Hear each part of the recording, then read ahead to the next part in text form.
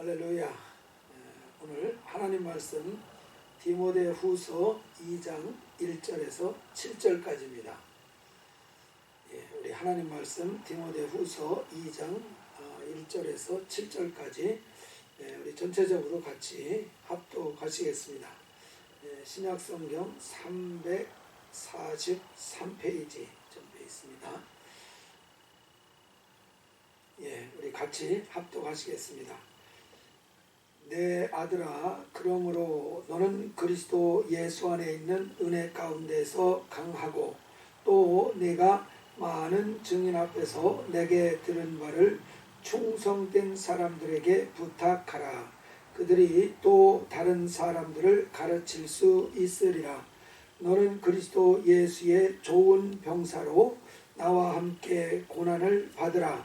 병사로 복무하는 자는 자기 생활에 얽매이는 자가 하나도 없나니 이는 병사로 모집한 자를 기쁘게 하려 함이라. 경계하는 자가 법대로 경계하지 아니하면 승리자의 관을 얻지 못할 것이며 수고하는 농부가 곡식을 먼저 받는 것이 마땅하니라. 내가 말하는 것을 생각해 보라. 주께서 범사에 내게 총명을 주시리라. 아멘. 할렐루야. 올해가 2025년입니다. 제가 여기 에버그린 교회에 부임을 한 것이 1996년 1월 달이었습니다. 그렇기 때문에 이제 올해 2025년이니까 올해가 여기 교회에서 사역을 한 지 30년째 되는 그런 해가 되어집니다. 굉장히 저에게는 좀 의미가 그런 면에서 있는 한 해라고 이렇게 여겨집니다. 처음에 여기 교회에 왔을 때에 파라무스에 교회가 있었는데요.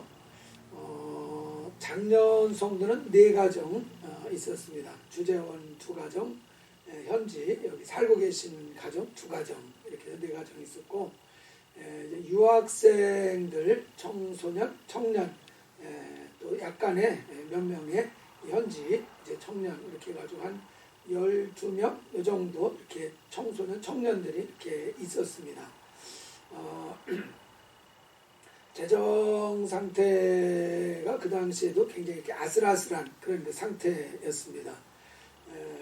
이 디모레스티의 교회에 그 사택이 하나 있어서 이제 오자마자 그것을 이제 처분을 해서 교회 재정으로 이렇게 보충을 했었습니다. 그래서 이렇게 30년이 쭉 지난 상황에서 돌이켜보면은 저희 교회에 아주 많은 성도들이, 많은 사람들이 이렇게 지나갔습니다. 그리고 현재 모습을 보면은 지금 저희들이 모여서 예배드리는 이런 상황입니다. 여전히 참 미약한 그런 그 상태, 그리고 참 든든하게 이렇게 좀 뭔가 세워진 그런 안정적인 모습 보기가 조금 좀 어렵습니다. 모든 목회자들이라고 하면은 분명히 교회가 양적으로만이 아니라 아주 질적으로 잘 이렇게 잘하는 거 다 바라는 바일 것입니다. 그런데 사실 이런 그 소원은 목사들의 소원이기 이전에 주님이 먼저 그것을 소원하고 계시다는 사실을 우리가 잘 이해할 필요가 있습니다. 마태복음 16장 18절 보면은 너는 베드로라. 내가 이 반석 위에 내 교회를 세우리니 음부의 권세가 이기지 못하리라. 이렇게 이제 말씀을 하셨습니다. 이런 것을 볼 때에 교회를 세우리라 하신 그 말씀을 통해서 교회를 세우는 것은 주님이 계획하신 일이고, 주님께서 이제 미래에 이루려고 하는 주님의 그 플랜, 그리고 주님의 꿈이요, 주님의 비전이라는 것을 잘 알 수가 있습니다. 그래서 이 교회를 이제 주님이 원하시는 소원이기도 하고, 또 목회자도 주님의 소원을 이루어드리는 차원에서, 그리고 자기가 열심히 충성한 것이 잘 결실을 해야지 저도 보람이 있을 거 아닙니까? 그래서 목회자로서 이것을 굉장히 이제 성장하고 잘 자라는 것을 바라고 그렇습니다.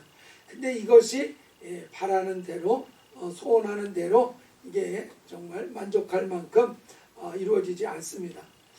그래서 저도 참 고민을 하면서 이걸 어떻게 주님 해야 되겠습니까? 어떻게 해야 교회가 성장하겠습니까? 열심히 기도하기도 하고 또 여러 가지 이제 자료들도 찾아보고 이제 그럽니다. 그러면서 이제 요즘 들어서 하나 깨달은 것이 있습니다. 이스라엘 백성들이 출애굽할 때 그 백성들의 숫자가 몇 명인지 아십니까? 200만 명 내지 300만 명이라고 이렇게 추측을 하고 있습니다. 여러분, 교인이 200만 명이라고 하면 많은 거예요, 적은 거예요? 엄청나게 많은 것이죠. 이 정도 숫자 되는 교회가 아마 거의 없을 것입니다. 이렇게 이스라엘이 이 출애굽할 당시에는 200만 명 내지 300만 명이라는 어마어마한 그런 숫자가 이렇게 불어나 있었습니다. 그런데 이 200만 300만 명의 그 조상은 아브라함으로부터 시작을 했습니다. 아브라함이 자식이 몇 명이 있었나요? 다 합치면 물론 8명이기는 합니다. 그러나 이스라엘이라는 이 나라를 세우는데 하나님이 주신 자녀는 이삭 한 사람이었습니다. 둘도 아니고 오직 아브라함에게는 한 사람, 이삭 하나가 있었습니다. 그래서 이 아브라함은 한 사람 이삭을 잘 키운 것입니다. 그래 놨더니 그를 통해서 수백만 명으로 이렇게 자라게 되는 이런 그 역사가 나타나게 된 것입니다. 놀랍지 않습니까? 아브라함에게는 큰 비전을 주셨습니다. 이제 창세기 12장 1절, 2절, 3절에 보면은 너를 창대하게 해줄 것이다. 번성하게 해줄 것이다. 이렇게 약속을 하셨습니다. 그런데 약속은 거창하게 하셨는데 그에게 주신 자식은 몇 명이라고요? 둘도 아니고 하나를 줬습니다. 그러니까 아브라함은 하나를 잘 양육했는데 그것을 통해서 큰 민족을 이루게 되는 역사를 이제 성취하게 된 것입니다. 아브라함이 한 일은 이삭 하나 잘 양육한 그거 하나밖에 없는 것입니다. 그래서 제가 깨닫는 것이 무엇이냐, 우리 교회가 번창하는 그런 그 방법은 무엇이냐, 이삭 같은 사람 한 사람만 우리가 얻을 수 있으면 되는구나, 그것을 깨닫는 것입니다. 어렵지 않지요? 이삭 같은 사람 한 사람만 우리가 길러내기만 하면은 우리에게는 비전이 있습니다. 미래가 아주 밝은 미래가 분명히 우리에게 주어지게 되어 있다는 것입니다. 그래서 요즘에 최근에는 주여 이삭 같은 사람 한 사람을 주시옵소서, 이삭 같은 한 사람, 이삭을 한 사람 주시옵소서, 이것이 이제 기도 제목입니다. 여러분, 지상명령이 뭔지 아시죠? 제자를 삼어라. 가야 되고, 그리고 침례도 줘야 되고, 그리스도 예수께서 가르쳐 주신 말씀을 가르쳐 줘야 되고, 또 그것을 잘 지키도록 이렇게 인도하는 것이 필요합니다. 제자를 삼기 위해서 그런 부가적인 일들이 필요합니다. 제자라는 것이 그럼 누구를 말하는 것입니까? 제자라는 것이 뭡니까? 바로 이삭 같은 사람, 아브라함에게 있어서 이삭 같은 사람이 바로 제자라는 것입니다. 이삭이라고 하는 이 사람은 아버지가 아브람입니다. 그래서 이 이삭은 아브람을 아주 전적으로 신뢰했습니다. 아브라함이 자기를 칼을 들고서 죽이려고 해도 도망가지 않았습니다. 어떻게 안 도망갑니까? 자기를 죽이려고 하는데 아브라함을, 아버지를 믿었기 때문이죠. 비록 아버지가 나를 칼로 찔른다 할지라도 아버지가 나를 정말 사랑한다. 아버지가 나를 정말로 위하는 일이다. 분명히 아버지는 이유가 있을 것이다. 아버지를 신뢰하는 것입니다. 전폭적으로 신뢰를 하지 않고서는 칼을 들고 자기를 찌르려고 하는데 아버지라고 해서 그냥 있겠습니까? 아닙니다. 아버지 이상으로 이삭은 전적으로 아브라함을 신뢰하는 이런 것이 있었다는 것이, 바로 제자는 이런 그 스승에 대한 신뢰가 필요하다는 것을 알 수 있습니다. 아브라함은 어떻습니까? 뭐 말할 필요가 없지요.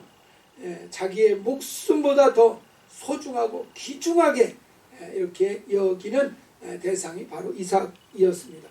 그래서 이렇게 아브라함과 이삭의 그 관계가 제가 볼 때는 예수님과 교회의 관계에 대한 하나의 그 비유가 될 수 있겠다는 것을 생각하게 됩니다. 교회라고 하는 것은 예수 그리스도의 몸입니다. 그렇기 때문에 그리스도께서는 교회를 사랑하시되 정말 자기의 목숨보다 더 귀하게 여기고 위에서 자기의 목숨을 십자가에 기꺼이 내어 놓으셨습니다. 아브라함이 이삭을 사랑하는 것 이상으로 우리 그리스도께서 교회를 사랑을 하셨습니다. 그리고 그리스도는 이 교회의 머리가 되십니다. 그렇기 때문에 우리 교회는 전적으로 머리 되신 그리스도를 신뢰하고 전적으로 그리스도를 순종하는 이런 자세를 가져야 될 것입니다. 누구처럼요? 이삭처럼 신뢰하고 전적으로 자기를 맡기고 순종하는 이런 그 자세가 필요합니다. 정말 이런 관계가 되어져야 예수와 교회가 정말 하나가 된 거 아니겠습니까? 아브라함과 이삭이 하나이듯이 정말 교회와 그리스도 예수가 완전히 한 몸인 이런 상태라고 분명히 말할 수 있을 것입니다. 예수님께서 12제자를 양육을 하셨습니다. 하나는 좀 실패를 했죠. 그런데 이 12제자를 양육한 그 이유도 다른 것이 아니라 교회를 세우기 위해서였다는 사실을 깨닫게 됩니다. 마태복음 16장 18절 말씀에 보면은 제자들에게 신앙 고백을 받은 다음에 주님께서는 바로 하시는 말씀이 무엇입니까? 너는 베드로라. 이 반석 위에 내 교회를 세우리니 음부의 권세가 이기지 못하리라 말씀을 하셨습니다. 바로 12제자를 부르시고 그 제자들이 이제 한 3년 정도 양육을 하셨습니다.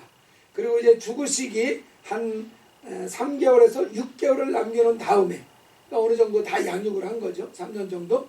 그 다음에 최종적으로 예수님께서는 제자들의 신앙을 확인을 하셨습니다. 그 신앙을 확인하신 다음에 그 다음에 주님은 자기의 계획을 말씀해 주신 것이 바로 무엇이냐? 교회를 세우겠다. 너희들의 신앙 바탕 위에다가 교회를 세우려고 한다. 이렇게 말씀하신 것입니다. 바로 여기서 우리가 알 수 있는 것은 예수님께서 특별히 12사도들을 불러서 택하신 이유가 다른 것이 아니라 그들을 기초로 해서 교회를 만들기 위해서 였다는 사실을 알 수가 있습니다. 그러니까 예수님이 왜 제자를 삼았는지를 여기서 잘 깨달을 수가 있죠. 그리고 또 예수님께서는 11사도들에게도 제자를 삼아야 한다. 제자를 삼아라. 지상명령을 주셨습니다. 왜 이런 지상명령을 주셨겠습니까? 마찬가지입니다. 교회를 세우는 것, 교회를 완성시키는 바로 그 일을 위해서 제자들에게도 동일하게 제자를 삼아야 된다는 바로 이것을 명령해 준 것입니다. 그래서 이렇게 여기에서 말씀을 잘 보면은 교회를 세우기 위한 방법으로 주님은 제자를 삼으라는 것을 가르쳐 주셨습니다. 그래서 주님의 몸을 세우는 방법이 다른 것이 아니고 제자를 삼는 것이라는 것을 우리는 잘 여기서 깨달을 수가 있습니다. 그냥 단순히 사람들을 많이 모아놓는 것, 그것이 교회를 세우는 방법은 아닙니다. 많은 무리가 예수님 사역할 때에도 따라왔었습니다. 그러나 그들을 통해서 교회를 세운 것은 아닙니다. 바로 12 사도를 통해서 교회를 세우셨습니다. 많은 무리를 기초로 해서 교회를 세운 것이 아니고 12 사도를 기초로 해서 그 위에 교회를 세우셨습니다. 바로 교회를 세우기 위한 방법이 제자를 삼는 방법이라는 것을 잘 알 수 있지 않습니까? 이해가 되십니까? 믿음이 되십니까? 그 교회를 온전하게 세우기 위해서 예수님께서는 제자들에게도 이런 방식으로, 주님이 하신 방식으로 너희들도 제자를 삼으라는 것입니다.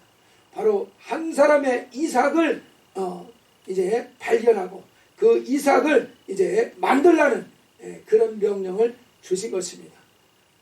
제자를 삼으라, 이삭을 만들어라 하는 그 명령을 주님께서 주신 것입니다. 계시록 21장 9절 말씀에 보면은 7 대접을 가지고 마지막 7 장을 담은 7 천사 중 하나가 나와서 내게 말하여 이르되 이리 오라, 내가 신부 곧 어린 양의 아내를 내게 보이리라 하고, 이 요한 사도에게 이 천사가 어린 양, 바로 예수 그리스도지 않습니까? 그 예수 그리스도의 신부를 보여주겠다 하고서 높은 산으로 데리고 갔습니다. 그리고서 보여준 게 뭔지 아십니까? 바로 새 예루살렘 성이었습니다. 이 새 예루살렘 성은 교회입니다. 자세히 설명하지 않아도 아실 것입니다. 바로 이 새 예루살렘 성이라는 하나의 건물이죠. 이 성 하나가 바로 그리스도의 신부인 것입니다. 그러니까 그리스도의 신부가 몇 명입니까? 100명입니까? 1000명입니까? 10,000명입니까? 그보다 더 많은 숫자입니까? 아니죠. 신부는 한 명입니다. 새 예루살렘 성이 하나지 않습니까?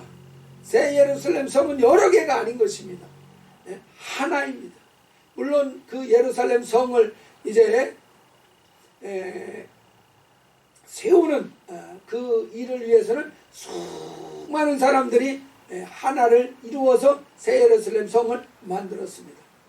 그래서 새 예루살렘 성을 만드는 재료들은 수많은 성도들이 재료가 되어졌습니다. 그러나 그들이 다 모아져서 하나의 새 예루살렘 성이 되어지고, 그 하나의 새 예루살렘 성을 가르쳐서 그리스도의 신부라 이렇게 말하는 겁니다. 그래서 바로 이 교회 새 예루살렘 성이 그리스도의 신부입니다. 신부는 여럿이 아니고 오직 하나라는 것을 우리 잘 이해할 필요가 있습니다. 그래서 주님께서 모든 관심을 교회에다가 쏟는 그 이유도 우리는 여기에서 잘 이해할 수 있습니다. 교회가 누구이기 때문에 그렇습니까? 내 뼈 중에 뼈요 살 중에 살이로다. 내 뼈 중에 뼈요 살 중에 살이로다. 그 대상이 물론 아담이 하와를 보고 향한 고백이지만 이것은 자기의 아내를 향한 고백, 바로 그리스도께서 우리 교회를 향한 고백이시기도 하다는 사실입니다. 그래서 주님의 모든 관심이 교회에 정말 쏠릴 수밖에 없다는 것 당연하지 않겠습니까? 그래서 우리가 교회가 그리스도의 신부라는 사실, 자칫 잘못하면은 한 개인 한 사람 한 사람이 다 신부가 되는 것처럼 생각할 수 있습니다. 그러면은 예수님이 신부가 몇 명이 되는 겁니까 도대체? 아시죠? 이 몰몬교에서는 일부 다처제를 인정을 합니다. 일부 다처제를. 그러나 그것을 이 미국 정부에서 인정하지 않기 때문에 일부 일처를 하는 조건으로 이제 이렇게 미국의 한 주로 이렇게 편입을 시키는 과정에서 일부 일처를 말하고 있습니다. 그래서 이 신부는 하나인데 한 사람 한 사람이 다 신부라고 하면은 예수님은 일부 다처를 인정하는 그런 분이 되실 수 있지 않겠습니까? 신부는 하나라는 것이 교회가 신부라는 사실입니다. 그렇기 때문에 우리가 주님의 신부를 우리가 세우는 일을 한다고 하면은 나를 거룩하게 단장해야 하는 것도 필요하지만은 교회를 잘 세우는 것, 교회에 잘 소속되어지고 연결되어지고 그리고 그 교회를 잘 세우는 것이 바로 그리스도의 몸을 세우는 길이고 그리스도의 신부를 세우는 일이 되어진다는 사실입니다. 그런데 오늘날 가만히 보면은 많은 분들이 자기를 단장하는 일에는 목숨을 겁니다. 그러나 교회를 세우는 일에는 그렇게까지 신경을 쓰고 그렇게까지 헌신하려고 하지 않습니다. 교회 사정은 어떤지 그렇게 정말 큰 관심을 가지고 신경을 쓰려고 하지는 않습니다. 그러나 자기 영혼에 대해서는 정말 신경을 엄청 쓰지요. 그러나 분명히 알아야 될 사실은 그리스도의 신부는 교회가 신부라는 사실입니다. 그래서 정말 주님의 신부를 단장하기를 원한다면 정말 주님의 몸을 세우기를 원한다면 자기의 신앙, 자기의 영혼 생각하는 것 이상으로 교회 형편과 교회 사정에 대해서 관심을 가져야 될 줄 믿습니다. 그게 몸을 세우는 일이고 신부를 단장시키는 일이기 때문에 그렇습니다. 한 몸이라는 사실이에요. 한 몸이라는 사실이에요. 나는 뭔가 깨끗한데 저쪽이 지저분하면은 그러면은 그 신부가 아름답지 못한 것이 된다는 사실 아닙니까? 그래서 나에 대한 관심 이상으로 우리는 교회에 관심을 가져야 될 것입니다. 왜냐하면 교회가 그분의 신부이기 때문에 그분의 몸이기 때문에 그렇습니다. 그래서 우리의 정말 마음의 관심과 우리의 정말 헌신이 나 개인을 위한 것만이 아니라 더 나아가서 정말 교회를 향해서 이런 관심과 헌신이 우리에게 있기를 주의 이름으로 부탁합니다. 이 주님의 몸된 교회를 세우려면은 그래서 제자를 삼는 것을 통해서 이것이 이루어집니다. 제자를 삼는다는 것은 다른 말로 하면은 말씀드린 것처럼 한 사람의 이삭을 얻는 일이라는 사실입니다. 한 사람을 얻는 그 일이 바로 제자를 삼는 일입니다. 그래서 이렇게 한 사람의 이삭을 주시도록 올 한 해 동안에 정말 이것을 집중적으로 기도하고 그것을 또 바라는 이런 신앙을 가지고 이제 나아가야 될 것입니다.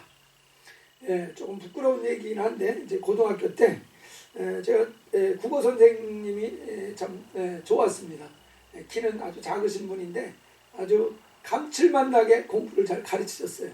그래서 국어 시간도 좋아하고 또 이제 특별활동 하지 않습니까? 그래서 저는 이 붓글씨 하는데 서예반을 갔는데 그 국어 선생님이 이제 그 서예반도 지도를 하고 계셨습니다. 그래서 이래저래 이제 국어 선생님이랑 친하게도 지내고 서예반에서 뭐 이렇게 하는 일도 좀 이렇게 또 돕기도 하고 그래서 참 친하게 이렇게 됐는데 한 번은 교무실 바로 앞인 것 같은데 거기서 이제 저희 학급 담임 선생님하고 국어 선생님하고 저하고 이렇게 마주치게 된 적이 있습니다. 그러니까 이제 저희 담임 선생님이 이 국어 선생님한테 아이고 우리 학급 애인데 얘가 잘하고 있나요? 하고 이렇게 저희 담임 선생님이 물었습니다. 그러니까 이 국어 선생님이 아이고 잘하고 있습니다 이렇게 나는 해줄 줄로 은근히 기대를 했는데 전혀 예상 밖의 말씀을 하는 것을 들었습니다. 무슨 얘기를 하셨냐면 아이고 하여튼 징그럽게 말 안 들어요 이러시는 거예요. 조금 좀 재밌게 우습게 얘기는 했는데도 징그럽게 말을 안 듣는다고 그 얘기를 하시니까 제가 마음으로 굉장히 깜짝 놀랐습니다. 내가 그래도 잘하라고 했는데 국어 점수도 괜찮고 공부도 잘하고 근데 나보고 징그럽게 말 안 들어요. 이렇게 얘기를 하시니까 저도 마음에 덜컥하고 그래서 안 잊어버려가지고 지금까지도 생생하게 그 장면이 제 마음속에 기억이 남아있는 것입니다. 왜 그 얘기를 했을까? 도무지 이해가 가지를 않았습니다. 내가 좀 더 열심히 하기를 바라시는 모양이다. 뭐 그 정도만 생각하고 넘어갔는데 그래도 그게 소화가 안 돼가지고 이해가 안 돼가지고 아직까지도 그것이 생생하게 기억에 남았습니다. 내가 징그럽게 말을 안 듣다니 내가 열심히 다 했는데 그리고 얼마나 제가 지금도 그렇지만 착한 학생같이 보입니까? 그렇게 착하게 하고 또 열심히 또 잘해서 점수도 괜찮게 받고 그랬는데 왜 그런 얘기를 하셨을까? 이것이 참 이해가 안 되고 그랬었습니다. 그런데 제가 눈물 골짜기를 쫙 겪으면서 깨달은 것입니다. 무슨 뜻이었겠구나 그것이. 무슨 뜻이었겠구나. 바로 이 본문 말씀에서 보면은 2절에 또 내가 많은 증인들 앞에서 내게 들은 말을 충성된 사람들에게 부탁하라. 그들이 또 다른 사람들을 가르칠 수 있으리라. 여기에서 제자를 삼는 원리를 잘 말하고 있습니다. 많은 증인들 앞에서 많은 무리들이 있습니다. 그 중에서 고르라는 것입니다. 누구를 골라요? 이삭을 골라내라는 것인데 충성된 사람을 골라내라 이렇게 말하고 있습니다. 바로 이삭을 골라야 되는데 많은 증인들, 많은 무리들이 있는데 그곳에서 충성된 사람을 골라내라 그랬습니다. 이 충성된 사람을 고르려면 어떤 사람이 과연 또 충성된 사람이라고 할 수 있겠습니까? 충성 사람을 어떻게 골라낼 수 있겠습니까? 분명히 충성된 사람을 고른다고 하면 한 가지 충성된 사람의 특징을 우리는 찾아볼 수 있을 것입니다. 그것은 뭐냐면은 순종을 잘하는 사람입니다. 충성되다는 그 단어 자체에도 순종한다는 의미까지도 포함이 되어 있는 개념입니다. 그래서 누가 충성된 사람이냐? 그저 실력이 아주 좋은 사람이 충성된 사람입니까? 그렇지 않습니다. 잘 순종하는 사람입니다. 열심히 일하는 사람이 충성된 사람이라고 보십니까? 그럴 수도 있겠지만은 정말 충성된 사람은 잘 순종하는 사람인 것입니다. 그래서 여기에서 순종의 대명사 하면은 누굽니까? 이 사회에서 이 세상에서 충성하는 것의 대명사가 누굽니까? 군인들 아닙니까? 군인들은 명령에 살고 명령에 죽는 그런 그 상하 관계가 뚜렷한 그런 그 구조로 돼 있는 사회가 바로 군대 조직 아닙니까? 그래서 여기에서 바울이 바로 이 충성된 사람 이야기를 하다가 바로 꺼내는 이야기가 병사로 복무하는 자 이 얘기가 군인 이야기가 나오고 있는 것입니다. 그래서 충성된 자가 누구냐? 정말로 순종하는 이런 사람, 잘 순종하는 이 사람이 충성된 사람이라는 것입니다. 많은 실력을 가지고 있는 사람이 아니고 열심히 그냥 일하는 사람이 아니고 잘 알아듣고 무엇을 기대하고 무엇을 바라는지를 잘 파악하고 거기에 따라서 잘 따라와주는 사람, 잘 순종하는 사람. 누구같이요? 이삭같이. 아버지가 칼을 들어서 자기를 베려고 합니다. 찌르려고 합니다. 그래도 순종하겠습니까? 여러분, 그래도 여러분 가만히 있겠습니까? 자기를 맡길 수 있겠습니까? 난리 났을 것입니다. 난리 나면서 나를 죽이려고 한다. 저런 아버지가 있을 수 있느냐. 망령이라도 보통 유분수지 어떻게 저렇게 할 수가 있느냐. 난리 법석이 났을 것입니다. 그러나 이삭은 전폭적으로 자기 목숨을 아버지에게 맡깁니다. 아브라함에게 맡겨버립니다. 조금도 저항하거나 반항하지 않습니다. 그만큼 철저하게 순종하는 그 일을 한 것입니다. 이렇게 순종하는 게 쉽습니까? 어렵습니까? 대단히 어려운 일입니다. 이삭은 아버지와 자식 관계이기 때문에 신뢰하는 일이 기본적으로 그래도 쉬운 그 기본이 있었을 것입니다. 근데 전혀 관계가 없는 남남 사이에서 이런 믿음과 이런 신뢰와 이런 순종을 할 수 있는 그런 관계로 나아간다는 것, 그런 관계로 발전한다는 것은 대단히 정말 어려운 일일 수도 있을 것입니다. 그렇지만은 예수님께서 겟세마네 동산에서 정말 땀방울이 빗방울이 되도록 부르짖어 기도하셨습니다. 다른 기도 아니지 않습니까? 순종할 능력을 주세요. 내 원대로 마옵시고 아버지의 원대로 되기를 원합니다. 내 원대로 마옵시고 아버지의 원대로 되기를 원합니다. 그 아버지의 원대로 순종하기 위해서 주님께서 정말 핏땀을 흘리면서 기도하는 그 시간을 가졌습니다. 그래서 마침내 아버지의 뜻을 감당하는 그 순종이 가능했다는 사실입니다. 그래서 우리도 순종하는 것이 쉽지는 않지만 불가능한 일은 아니다. 기도하는 사람에게, 부르짖어 간구하는 사람에게는 분명히 이삭과 같이 정말 순종해서 충성된 사람이 될 수 있는 그런 능력을 하나님이 성령으로 부어 주실 줄 믿습니다. 그래서 우리가 정말 주님의 신부를, 주님의 몸을 세우게 하기 위해서 주님이 가르쳐 주신 방법이 바로 제자를 만들어라는 것입니다. 이삭을 이제 얻어라, 이삭을 만들어라 하는 것을 말씀하고 있습니다. 이것이 주님이 우리에게 요구하시는 지상 명령입니다. 여러분, 이 말씀에 대해서 얼마나 관심을 가지고 있고 얼마나 이 말씀을 이루기 위해서 열심을 내시고 있습니까?